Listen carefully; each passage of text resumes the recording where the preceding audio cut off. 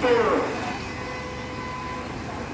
Bhuvanagiri MP అభ్యర్థి లింగిరి వెంకటేశ్వర్లు అరకారి అభ్యర్థి పెంచుపై మీ వద్దకొచ్చారు మిత్రులారా.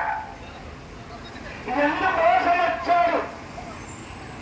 భువనగిరి ఎంపీ ఎన్నికల్లో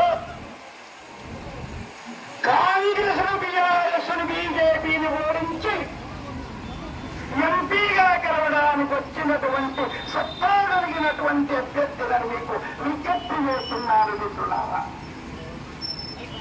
ప్రజావాది పార్టీ కాంగ్రెస్ బీజేపీకి టీఆర్ఎస్ పక్కా వ్యతిరేకము.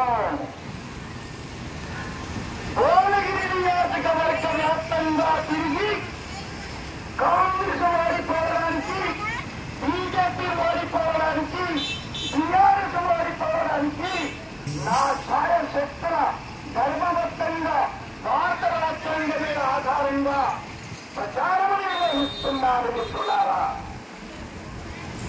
ఈ రోజు చివరి రోజు ప్రచార ఘట్టములు నారాయణపురం గ్రామస్తుల దగ్గరికి వెళ్ళాలి, ఓటర్ల దగ్గరికి వెళ్ళాలి, నమస్కారం చెయ్యాలి. కాంగ్రెస్ బీజేపీ టీఆర్ఎస్ ఓడించి అట్టిపట్టే గుర్తు ప్రజావాణి పార్టీని గెలిపించడం విజ్ఞప్తి చేయడానికి మీ దగ్గరకు వచ్చాను మిత్రులారా. నాది మధ్యరాల గ్రామము, మధ్యరాల మండలము, తుంగతూర్తి నియోజకవర్గము, సూర్యాపేటలో నివాసమంటున్న తమ్ముళ్ళారా. నా వయసు 68 సంవత్సరాలు నడుస్తుందని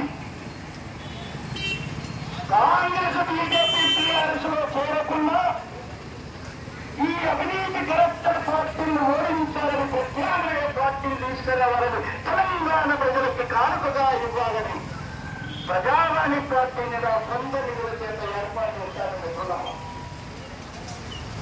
భువనగిరి ఎంపీగా సరస్వతీ పుత్రుడైన నేను, అవినీతి వ్యతిరేక ఉద్యమకారుడైన నేను, పేదరిక కుటుంబం నుంచి వచ్చిన వ్యక్తినైన నేను ఎంఏ పోలీస్, మంత్రి పోలీస్, ఎంఏ పాలిటిక్స్ చదువుకున్నటువంటి విద్యావేత్తను, సీనియర్లను గెలవాలని ఒక లక్ష్యంతో తిరుగుతున్నాను అనుకున్నారా? మీరు కనుక పెట్టక ఓటు వస్తే నేను గెలుస్తా, మీరు గెలుస్తారు.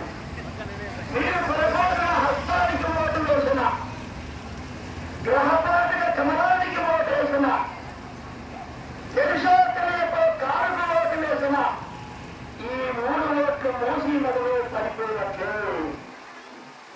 ఈ 3 ఓట్లు 3 పార్టీలు కూడా మనల్ని ఆగం చేసే పార్టీలు, సాగనంచే పార్టీలు.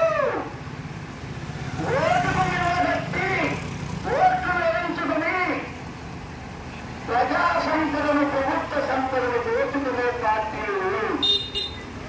అందుకనే మిత్రులారా, హఠావో కాంగ్రెస్ అనండి, హఠావో బీజేపీ అనండి, హఠావో టీఆర్ఎస్ అనండి, అడ్డుకట్ట గుర్తు ప్రజావాది పార్టీని గెలిపించడానికి విజ్ఞప్తి చేస్తున్న మిత్రులారా.